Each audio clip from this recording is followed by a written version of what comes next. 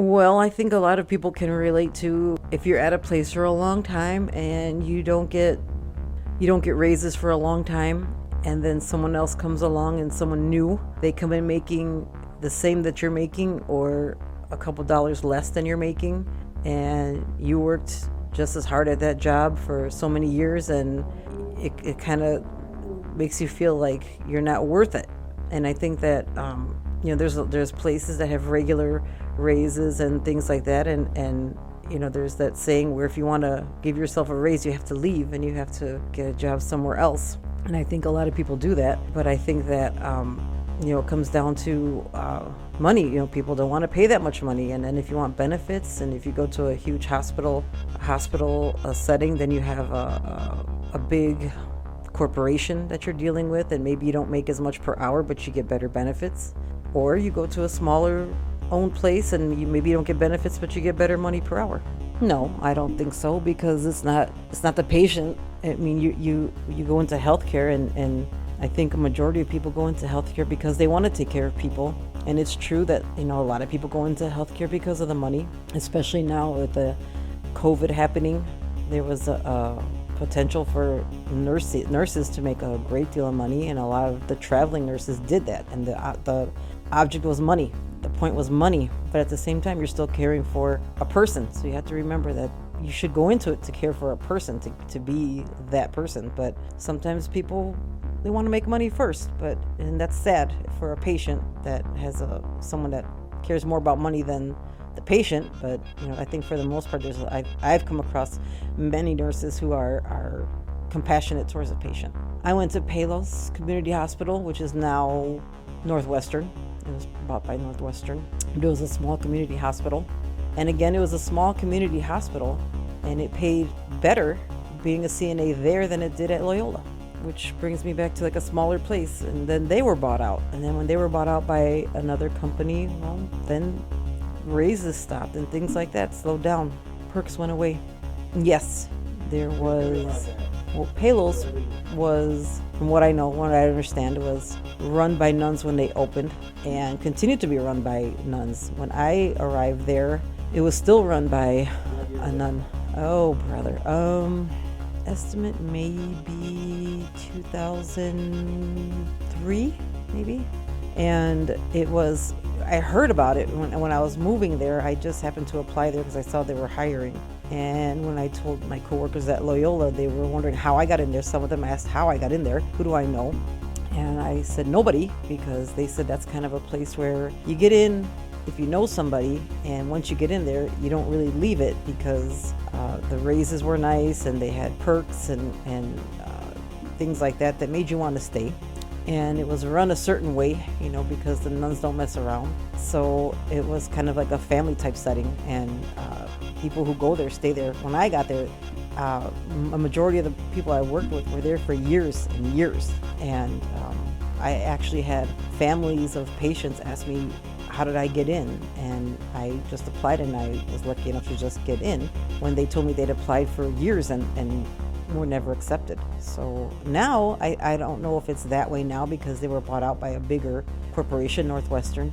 So I really don't know how it is now, but I would assume it's maybe easier to get in because it's a big place, and I'm sure that they need people all over Northwestern, all their facilities. Let's see. Well, I went to Palos as a CNA. Well, I left Palos and then I went back. So I started at Palos as a CNA, and I did oncology and med surg as a CNA, and then I moved to the heart unit, the CVU, as a CNA. And then that's when I started my prereqs and things like that for scrub tech school. So when I finished, I went to go work at McNeil. While I was in school, I actually worked at Rush downtown during the summer. As part of our program, we had to learn how to do sterile processing. So I had worked at Rush downtown, and then after graduation, some people went to work at McNeil, and I went to work at McNeil in their sterile processing department because I had the training from my scrub tech courses. And then from there, I applied to be a scrub tech at McNeil. And again, you run into different kinds of people at different places. And after being passed over, I made it there as a scrub tech, and I just wasn't happy there. I think it's everywhere that, you have coworkers you like to work with and coworkers you don't like to work with. I think that there was just more coworkers there that just weren't very professional, and I just didn't feel comfortable staying there. So I decided to, I moved on to a day surgery center in Bedford Park. I went to the day surgery place on State Road, Magna. It was an ambulatory surgery center. It's like same day surgery, which a lot of hospitals are doing now. A lot of places just want you out the same day if they can get you out. I mean, before you couldn't even get a joint replacement, you couldn't get that same day. You had to stay in the hospital for a minimum of a week, and now you can have a joint replacement and go home in a couple hours. But I went to go work at Magna, which is a day surgery center, and they did a lot of pain management, cataract, eye procedures, and things like that, and just outpatient procedures for gynecology and podiatry and things like that. Mostly eyes and pain management. A lot of the doctors that come to those day surgery centers also operate in these big hospitals. Magna, I went back to Palos to be a scrub tech. Before I was at Palos as a CNA, and I left to kind of check out the surgical tech field and stuff as I had graduated. And they weren't hiring at that time. They were building a new hospital. And then I came back to it, and I started there since I had worked there as a CNA, and I left on good terms, and I had a good standing with the human resources. I was able to be rehired, and I went back as a scrub tech. I think now that I've done it for so long, I like plastic surgery. And I didn't do plastic surgery, cosmetic surgery. I didn't do that in the main hospitals. I do that now, though, at the plastic surgery center that I work for now. Well, they didn't have, when I went in thinking that I would be able to transfer to a different shift if it was available. I just wanted to get my foot in the door. So I did, but the shift was an 11 a.m. to 7:30 p.m. And it wasn't convenient for my family, but I wanted to get started there. And there was an opening for early first shift, which is what I wanted, was a first shift. And they told me I had the job, but I couldn't take it until they found someone to replace me on my 11 a.m. shift. And a lot of people don't want to do that. And it's an off shift, and you really can't get anything done during the day because you have to be at work by 10:30 or so. And then in the evening, you get off at 7:30, 8 o'clock.